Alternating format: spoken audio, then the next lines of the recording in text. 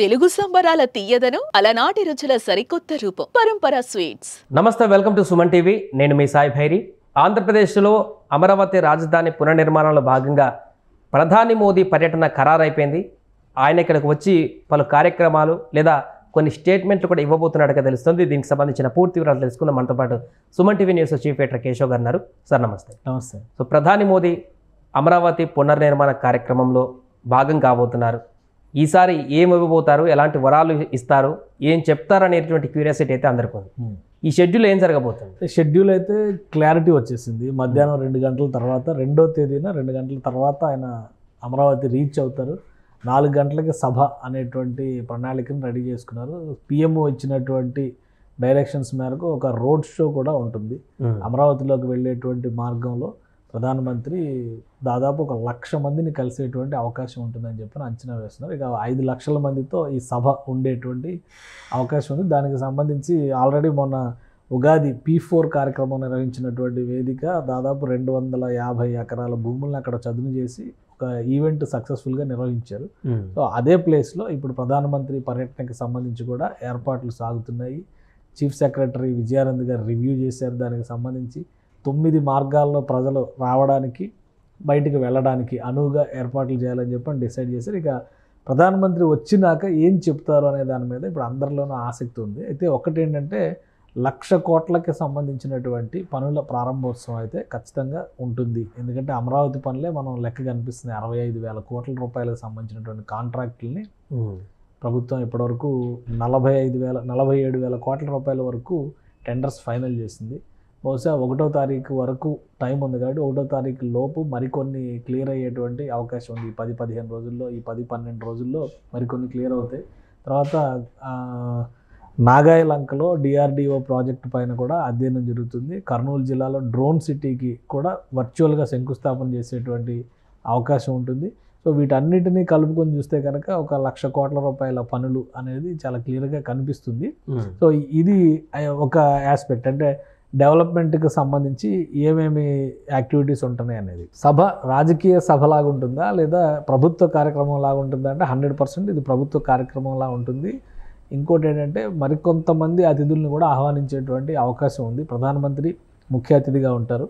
ప్రధానమంత్రితో పాటు గతంలో ఇతర రాష్ట్రాల ముఖ్యమంత్రులను ఆహ్వానించారు. అదే పద్ధతిలో ఈసారి కూడా ఆహ్వానించేటువంటి అవకాశాలు ఉండొచ్చు. ఇతర రాష్ట్రాల్లో కూడా ముఖ్యంగా తెలంగాణ నుంచి, అటు తమిళనాడు నుంచి కూడా పిలిచేటువంటి ఛాన్సెస్ ఉండొచ్చు. ఒడిశా నుంచి కూడా పిలిచేటువంటి అవకాశం ఉండొచ్చు. సో ఇవన్నిటిపైన కూడా ఇప్పుడు ప్రస్తుతం చర్చలు, సంప్రదింపులు జరుగుతున్నాయి.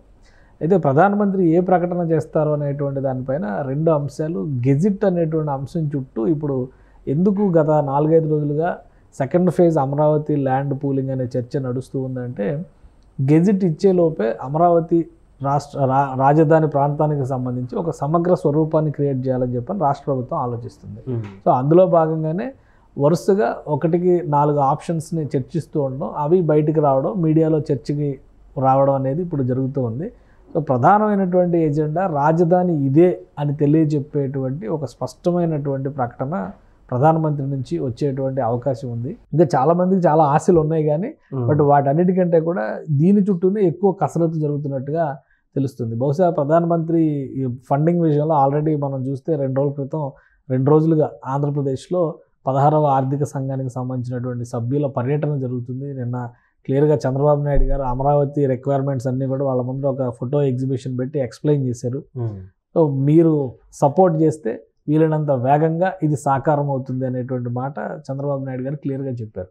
కాబట్టి ఫైనాన్షియల్ ఆస్పెక్ట్ అంతా కూడా అడ్మినిస్ట్రేటివ్ యాంగిల్లోనే జరుగుతుంది. ఈ రిపోర్ట్స్ ఆధారంగా ప్రధానమంత్రి ప్రకటన ఉండేటువంటి ఛాన్సెస్ ఉన్నాయి. అమరావతికి ఇప్పటివరకు ఇస్తున్నటువంటి ఫైనాన్షియల్ అసిస్టెన్స్ని మళ్ళీ పెంచేటువంటి అవకాశం ఉంటుందా లేదా ఇంకేమైనా మార్పులు ఉంటాయా అనేది ఒకసారి ప్రొసీజరల్ పరంగా, ప్రభుత్వ విధానాల పరంగా, కేంద్ర ప్రభుత్వ పాలసీల పరంగా చేసేటువంటి ప్రకటనగా మనం చూడాలి. కానీ రాజధాని గెజిట్ అనేటువంటి అంశం పైన మాత్రం ఒక స్పష్టత ఇచ్చేటువంటి ఛాన్సెస్ కనిపిస్తున్నాయి. ఈ పాలనపరమైనటువంటి అంశాలు ఇలా విధంగా అంటే రాజకీయ పరంగా ఏ రకంగా ఉండేటువంటి అవకాశం ఉంటుంది? ఎందుకంటే భారీ బహిరంగ సభ, మరలా పవన్ కళ్యాణ్ గారు ఒకటే స్టేజ్ మీద, చంద్రబాబు గారు ఒక స్టేజ్ మీద, మోదీ గారిని ఒక స్టేజ్ మీద చూడబోతున్నాం.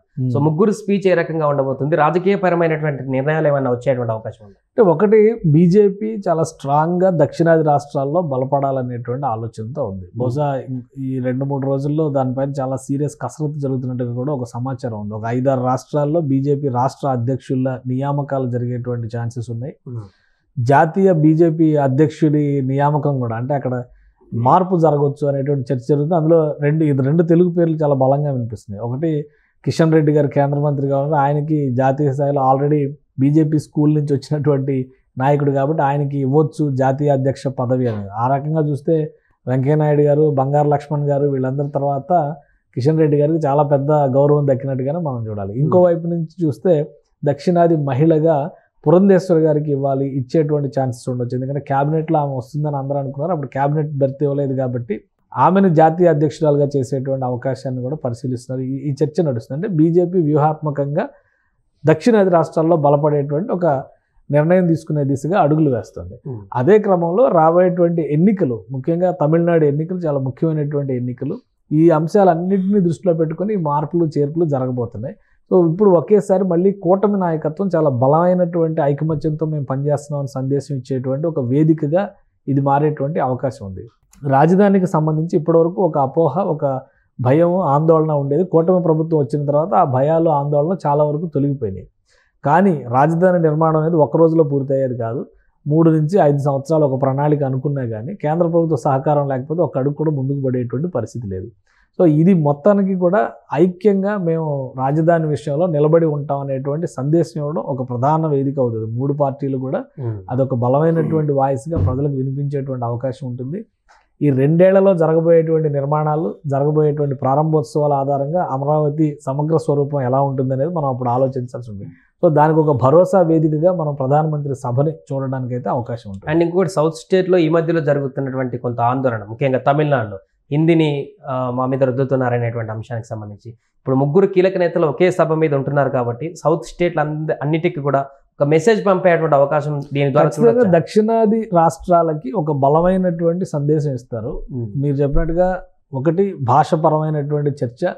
రెండోది, లోక్సభ సీట్ల పెంపు విషయంలో దక్షిణాది రాష్ట్రాలకి అన్యాయం జరుగుతుంది జనాభా ప్రాతిపదికన చేస్తే అనేటువంటి చర్చ. ఈ రెండింటికి ఒక బలమైనటువంటి భరోసాని, సమాధానాన్ని ప్రధానమంత్రి ఇచ్చేటువంటి అవకాశం ఉంటుంది.